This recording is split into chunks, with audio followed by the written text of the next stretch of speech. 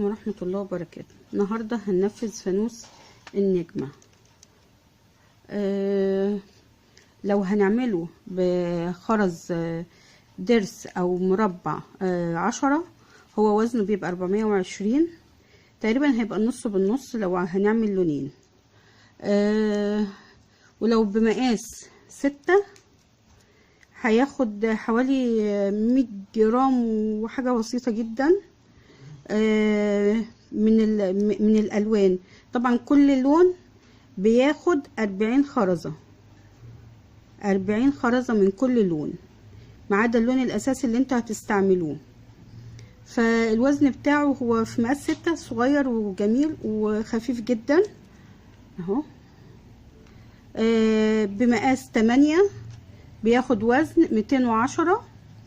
وبرده لو هنعمله بالوان، هي العدد بتاع الالوان ثابت 40 من كل خرز، لان احنا بنعمل جنبين، كل جنب وجنب. هنفذ معاكم جنب ونبتدي على بركة الله. بسم الله الرحمن الرحيم. هو دلوقتي بيعتمد الشغل كله على وحدة المفرش السداسي او المفرش النجمة، اللي هو بيبقى كله دايرة سداسية. يعني عندنا الدوائر كلها بتقفل 6 خرزات، فاحنا هنعمل اول حاجة 6 خرزات. انا عايزة اعمل لكم الالوان عشان تعرفوا تركيبة الالوان ازاي، وتسهل لكم كمان في الشغل بالنسبة للمبتدئين. بسم الله الرحمن الرحيم. اهو اول حاجة بنعمل 6 خرزات، يعني اول دايرة ليا 6 خرزات، اللي هي الدايرة السداسية، دايرة من 6 خرزات. حطيتهم، بنصص الشغل الخرز بتاعي في الخيط اهو.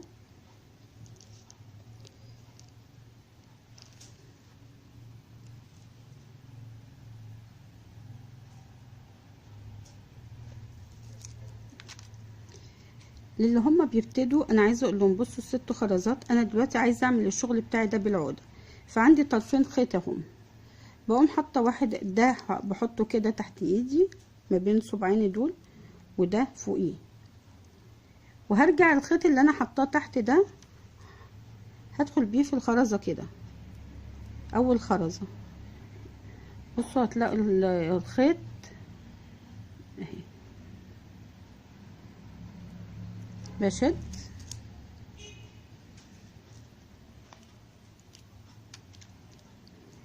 عايزه انا اكون العقده، اقفل العقده بتاعتي اهي وبشدها دايما. وانا بشد بعمل العقده بوزن ايدي، بحط الخرز كده اهو والف الخيط على ايدي واشد، ما شدش قوي بس برضو.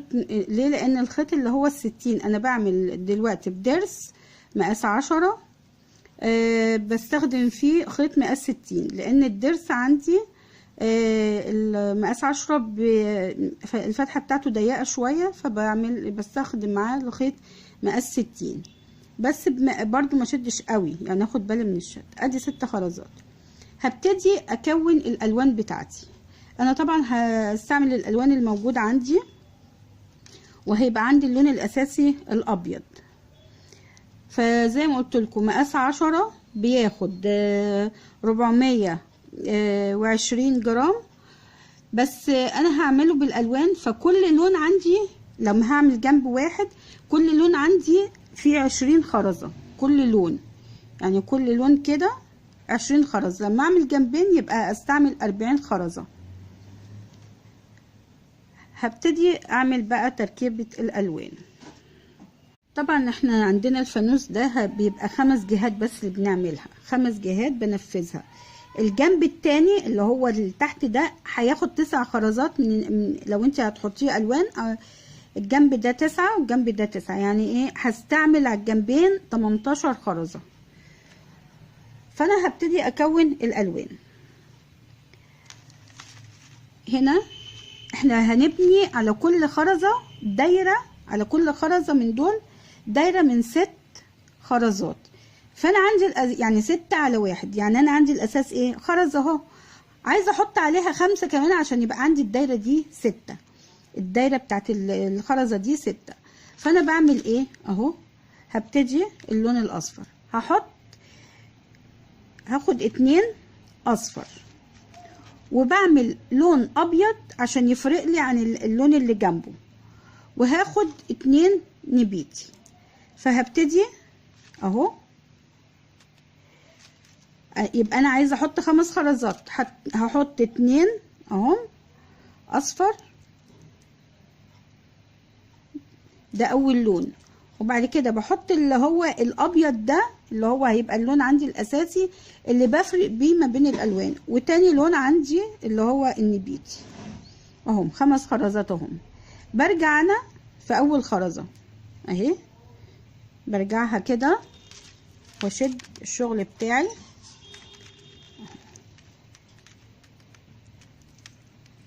وباجي عند الخيط اهو، بدخله في الدايره بتاعتي دي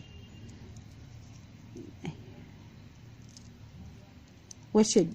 بصوا انا بلف الخيط على ايدي اهو وانا بشد. عملت اول دايره، اول دايره اهي بقت 6. انا عايزه اشتغل على الخرزه اللي على الجنب دي كمان اهي. بدخل الخيط اهي في الخرزه اللي على الجنب دي،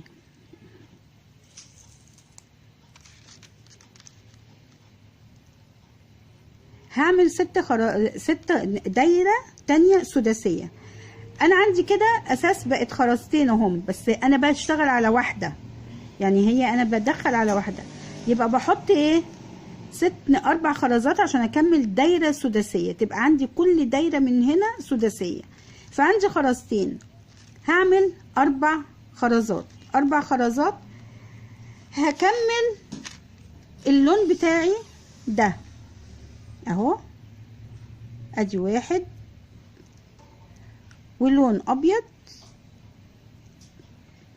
وهعمل لون تاني بنفسجي خرزتين، يعني انا حطيت 4 خرزات اهم. اللون بتاعي وواحد ابيض واتنين من اللون التاني اللي انا هستعمله. برجع الخيط بتاعي اهو في اول خرزة وبشد ده. بصوا حاطه ايدي اهو، ده اللي بيبتدوا كمان، واهي اهي، والجنب التاني اهو الخيط طالع، بسحبه كده اهو اهي.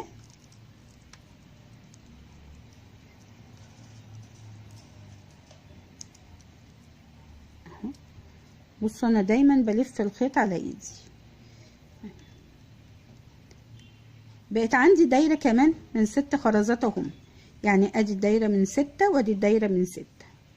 هنا شوفوا احنا عملنا اللون ازاي بيبقى عندي، انا عايزاه يديني شكل السبعة ده، الشكل السبعة ده.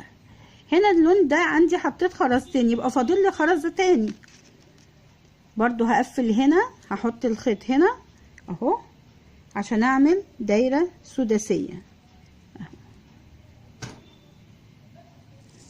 وبسحب خيطي كده. هدخل هعمل ايه، يبقى هنا هعمل 4 خرزات، انا عندي خرزتين اهم، هحط 4 خرزات، واحدة من اللون ده وواحدة ابيض، واحط اهي ادي 4 خرزات اهم. حطيت بحط الخرزة اللي هو بتاعت اللون اللي عندي، وبحط الابيض ده اللي بيفرق ما بين اللونين، وهعرفكم ليه انا بفرق بيه بين اللونين. ادي كده اهم، واللون الجديد ادي 4 خرزات، بحط في اول خرزة اهو وبسحب اهو دايما من ايدي اهي. بصوا ايدي جوه كده وبسحب وباخد اهو من الدايره اهو، بسحب الخيط من الجنب التاني اهو وبشد. يبقى انا عندي كام خرزه كام دايره، ادي 3 دوائر اهو، ادي دي كل دايره سداسيه، يعني من 6 خرزات ببني 6 على 1، يعني عندي اساسي خرزه اهي. هدخل هنا انا كده بعمل الدايره بتاعتي اهي. هكمل الدايره الثالثه اهي، بحط اللون الاحمر عشان اكمل السبعه بتاعتي، اللي هو شكل السبعه اللي انا عملته هنا واللي عملته هنا. الثلاث خرزات، ادي خرزه اهي وواحده بيضه، واللون المتوفر عندي. طبعا انتوا الوانكم ممكن تركبوها زي ما انتوا عايزين اهي.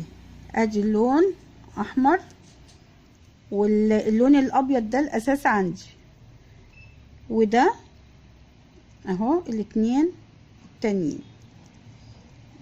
يبقى ادي 4 خرزات اهو. برجع الخيط في الخرزه دي اهي اهو،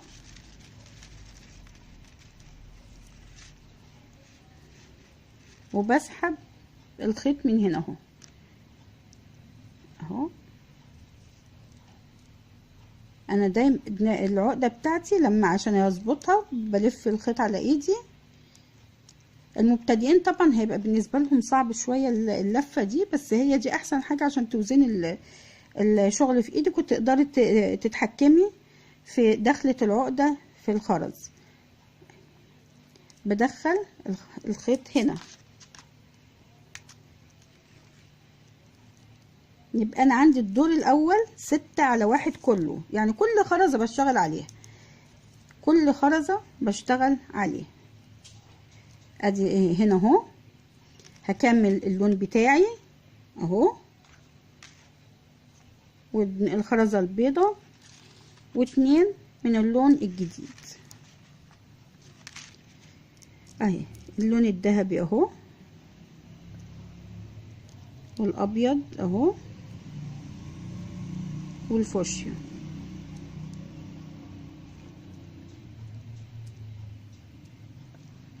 بسحب كده اهو، وبسحب خيطي اهو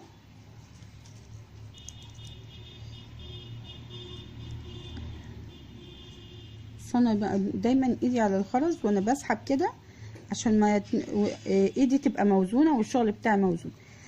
هقفل كده انا اخر السطر بتاعي، هقفل هنا وهنا عشان لما هقفل الدايره دي السداسيه انا عندي كده 3 خرزات، يعني هحط 3 خرزات اوتوماتيك كده. هيبان عندي ان انا هحط واحده من دي وواحده من الابيض وواحده من اللون الاصفر عشان كلهم يدوني نفس السبعه دي. وبرضو انا بدخل الخيط هنا اهو عشان خاطر ابني كمان السطر الجديد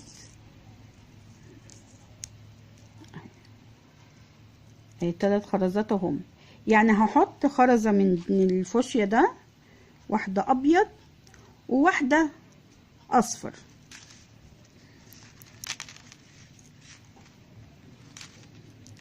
ادي الفوشيا اهو، وادي الابيض وادي الاصفر. ده التقفيل. انا عندي 3 خرزات، هحط 3 خرزات اقفل السطر بتاعي.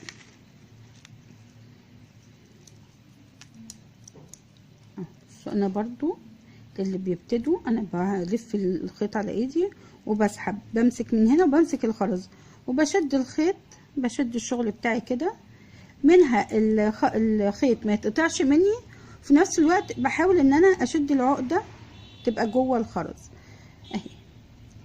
انا كده خلاص هبتدي اشتغل الدور التاني. الدور التاني هيبقى مرة 6/2 ومرة 6/1. عشان كده انا بقول اللي بيبتدوا يشتغلوا بالالوان هيبقى بالنسبة لهم سهل. ممكن تعملي التقسيمة دي بلونين او ب3 الوان، يعني تخلي كل جنب لون. فهنا هعمل دي بدايتي. هبتدي هنا ادخل الخيط اهو عشان ابتدي على خرزتين. عندي خرزه تحت اهي، الخرزه اللي تحت دي الخرزه اللي جنبها من نفس اللون هدخل الخيط كده اهو فيها اهي، واشد كده. هعمل على الدايره دي سداسي 6×2، يعني 6×2 عندي اساسي 2. هحط 4 خرزات اهو من نفس اللون عشان اقفل دي الدايرة السداسية اللي هي على 2. 6×2 يعني بقفل دايرة من 6 خرزات اهو. باجي في اول واحدة برضو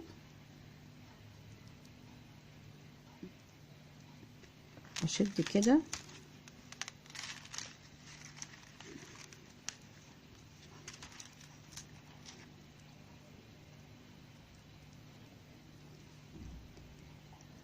هنا. الخرزة دي اللي هي اللي لوحدها البيضة دي اللي هعملها 6×1. 6×1 يعني هقفلها اهي. عندي بتبقى كده خرزتين اهو. هحط 4 خرزات. انا عايزه اعمل توسيعه للون، يعني لو اللي عايز يكبر يبقى فاهم ان توسيعه اللون بعد ما بعمل البدايه الدايره دي بحط من نفس الخرزه لون، وعندي الابيض هتبص تلاقوه هيبقى طالع فوق بعضه صف كده، يبقى التانية هحط الابيض وبعد كده احط 2 من اللون التاني. هنا اهو هنبتدي نعمل دي هتبقى 6×1. عندي خرزتين هحط 4 خرزات. ادي واحدة صفرة واحدة بيضة، ادي واحدة صفرة واحدة بيضة و2 من اللون التاني، يعني اهو 4 خرزات اهو. بسم الله الرحمن الرحيم كده اهو. اللون الاصفر اللي انا شغلاه، والفاصل اللون الابيض، واللون النبيتي اللي انا شغاله بيها اللي هو اللون التاني. برجع في الخرزه دي اهي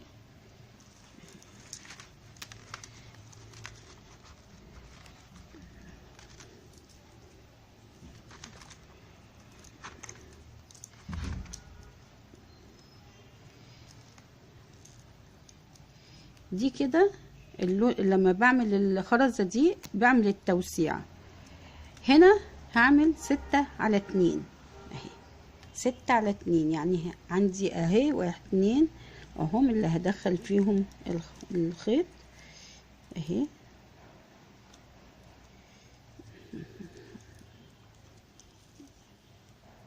اهي كده اهي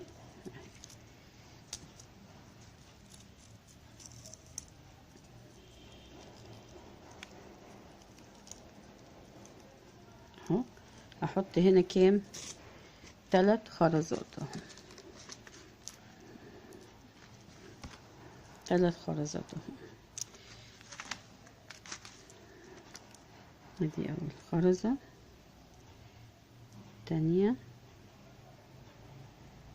ادي التالتة.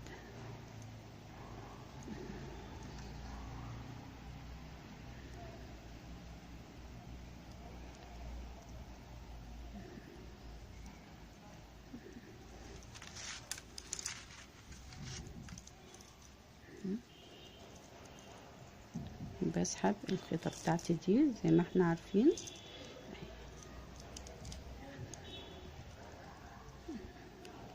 هدخل هنا هتبقى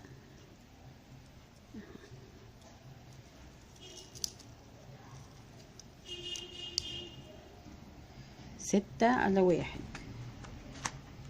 هحط خرزة اهي وواحدة بيضة واللون التاني. ادي واحدة حمراء نبيتي قصدي اهي، واحدة بيضة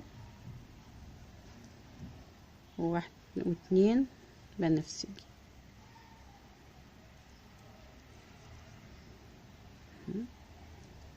برجع كده بسحب الخيط اهو.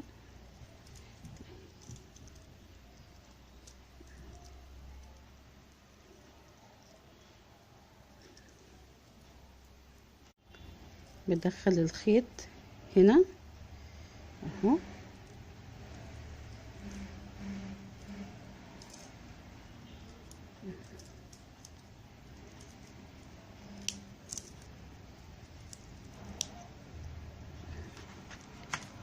بحط 3 خرزات اهو، ادي 1 2 3. برجع الخيط هنا اهو اهو، وبمسك اهو اهي الخيطة بتاعتي اهي،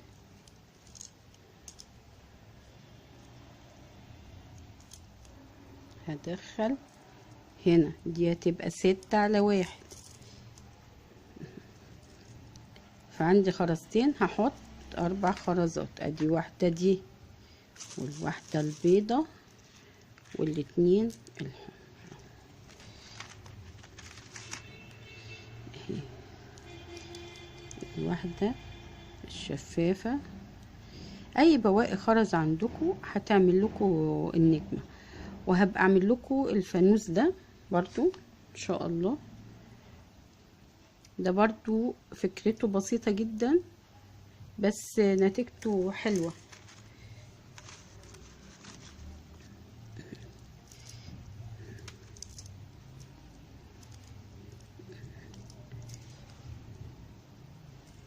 بحط هنا اهو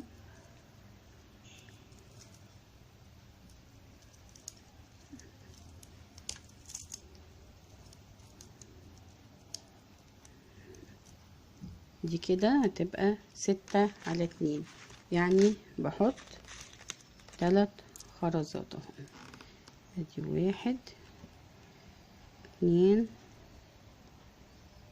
3.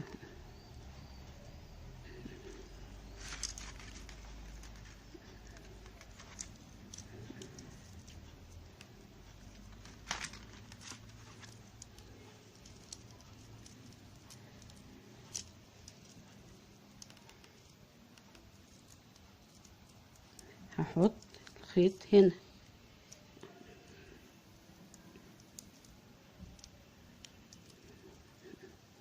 اهي كده اهي.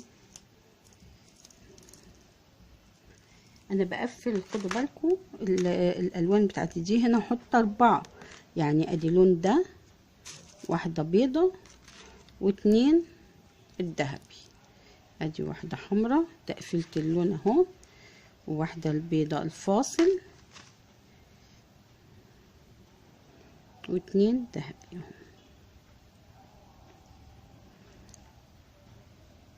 هو الفانوس الوحدة دي ما بتاخدش حاجة، بس هو اللي بياخد وقت شوية اللي هو ايه الدور الرباعي اللي بيتعمل.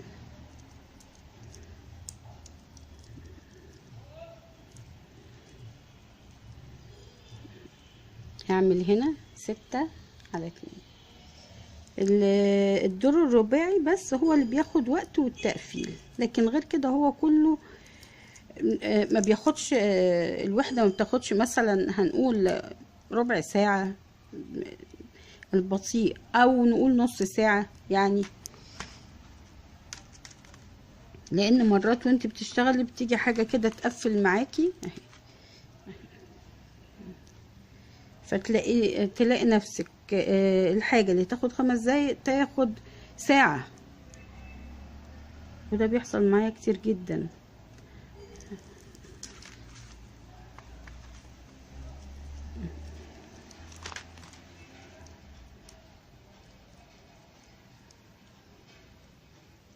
هعمل هنا اهي كده اهي، هعمل واحدة ذهبي وواحدة بيضة واتنين فوش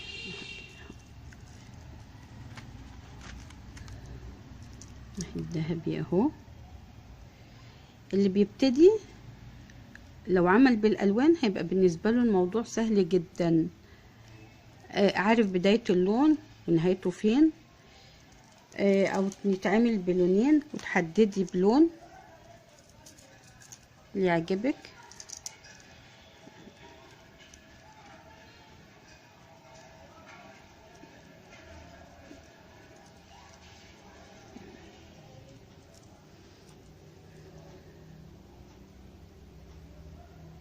اهو هنعمل اللون الفوشيا ده 6×2 اهي. هنحط 3 خرزات،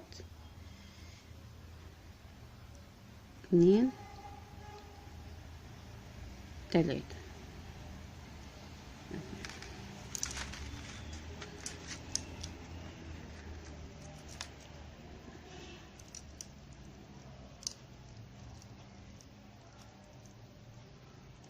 هنا تقفيلة السطر بقى، تقفيلة السطر هنا بحط الخيط طبعا هنا وهنا، ده تقفيل السطر ادي اهي.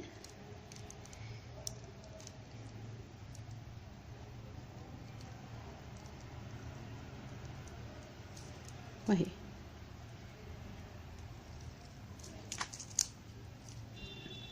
هحط واحدة فوشيا، واحدة بيضة اللي هو هنا، وواحدة صفراء اللي هي اللي احنا ابتدينا نشتغل. احنا هنا بنقفل كل واحدة بين الدايرة دي، بنبقى قبلها واحدة وبعدها واحدة. فاحنا لما ابتدينا الاصفر عملنا اللي بعدها، لسه اللي قبلها اهو هنشتغلها اهي. واحدة فوشيا اهي، واحدة بيضة، واحدة صفر.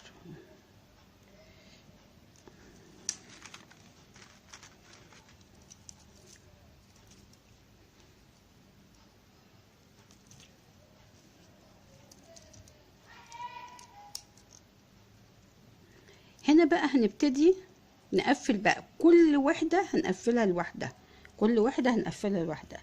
فهنا هعمل ايه؟ الصفرة اهو اهي،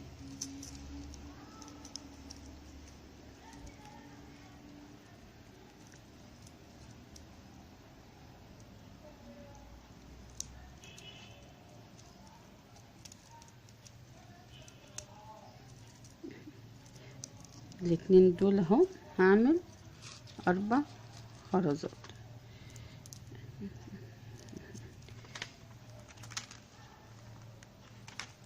اهي، 1 2 3 4.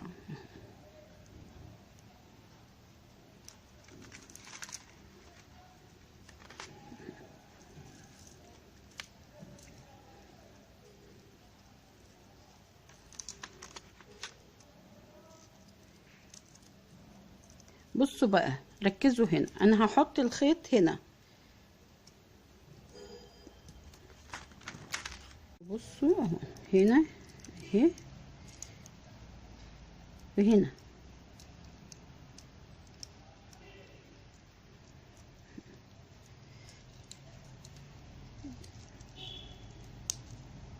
خلاص هحط الخرز هنا، الخرز هحطه هنا لا اهو. احط ايه؟ 3 الاصفر في دي، في الجنب ده،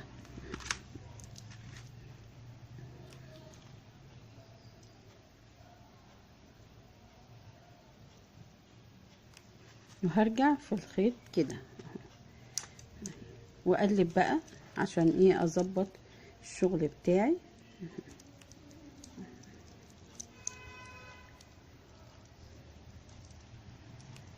خلاص هخلي دي كده، مش هدخلها هنا، لا هخليها هنا اهي، وادخل خيط الخرز هنا اهي، ال4 خرزات اللي باقيين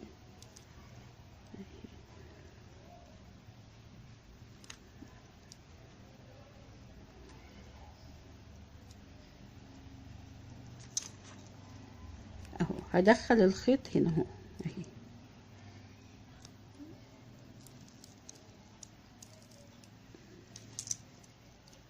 وابتدي اربط الشغل بتاعي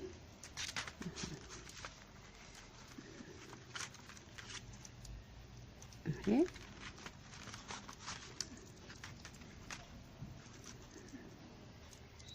وادخل الخيط في اي خرزة، ادخل الخيط في الخرز كده اهي.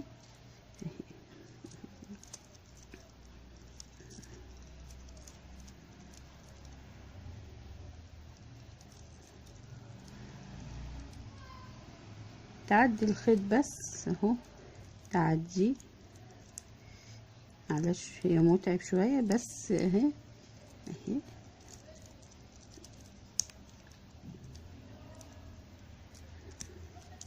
خلاص كل واحدة بشتغلها لوحدها. بص الخيط بتاعي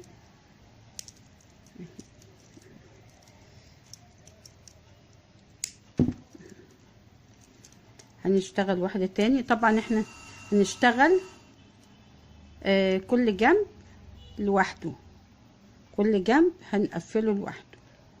هعمل ايه اهو، هنبتدي ندخل الخيط هنا اهو،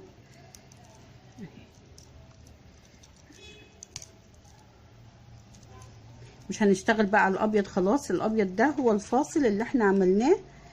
عايزه ممكن تكبري اكتر من كده ممكن اهي. هنعمل 4 خرزات اهو، ادي 1 2 3 4. برجع في الخرزة بتاعتي دي اهي،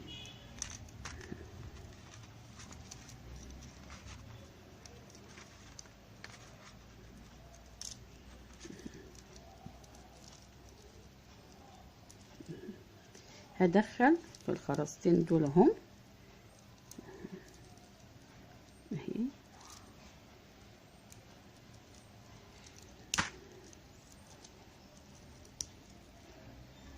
هقلب الخيط اهو، هقلب الشغل كده واحط الخرز هنا اهو، احط 3 خرزات.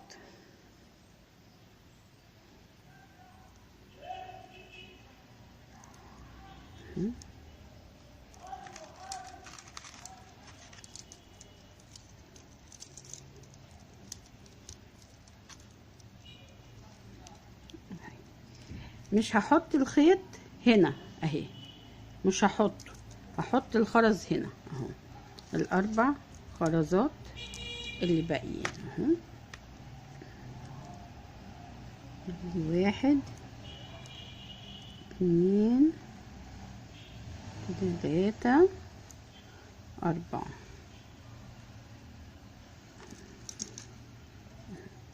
وادخل الخيط بتاعي هنا، هيتقابلوا اهو وهربط.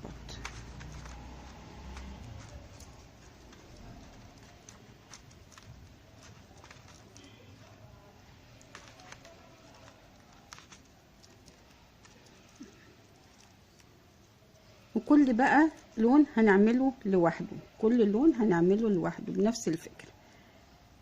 هخلصه وارجع لكم تاني. كده خلصنا الوحدة بتاعتنا اهي. بعمل وحدة تانية وهبتدي اشتغل دور رباعي حوالين داير كده. هعمل جنب فيه دور رباعي، وجنب تاني هعمل فيه دورين رباعي. هنبتدي نشتغل من هنا، نشتغل من هنا او نشتغل من، المهم ان ايه يبقوا الاتنين قصاد يعني. وانا ببتدي اشتغل اخد بالي ان الدور الرباعي اللي هشتغله يبقى ده اللون ده قصاده اللون التاني. بصوا اهو، هبتدي اهو من هنا هخلي الرباعي بتاعي من هنا، يعني من الابيض ده لغايه الابيض ده انا هشتغل حوالين داير كده كده كده كده اهو لحد ما اوصل للون الابيض. هبتدي معاكم اهو،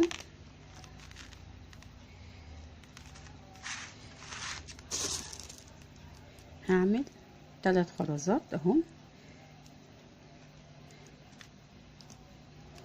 جنب هعمل فيه ادي كده اهو اهي،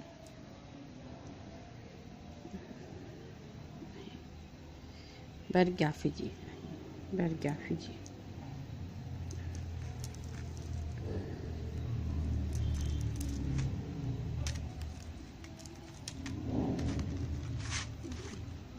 بصوا اهو، برجع هنا اهو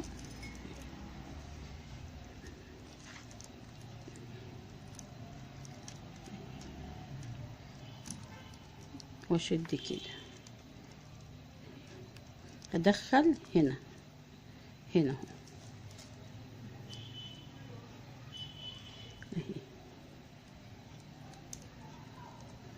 هو انتوا هتلاقوه طري ويعني سايب مع نفسه، بس اول ما تبتدوا تشتغلوا وتشبكوه هتلاقوه بقى جامد وحلو، وكل ما يكبر بيبقى شكله حلو.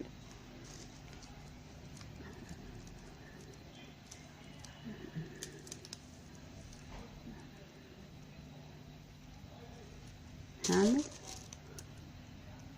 خرزتين اهو.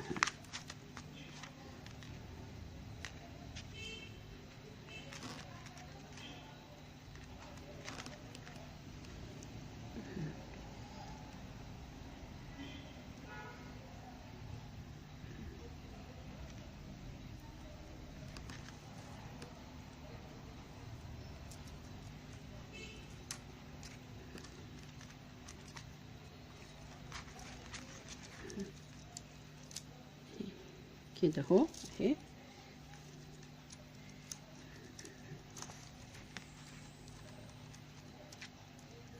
هشتغل هنا اهي،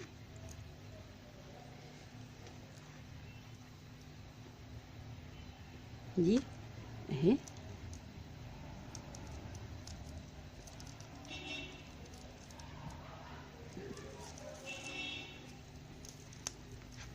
هنشتغل كله حوالين الداير لغاية هنا، يعني من هنا لحد هنا اهو، من الابيض ده لحد الابيض ده.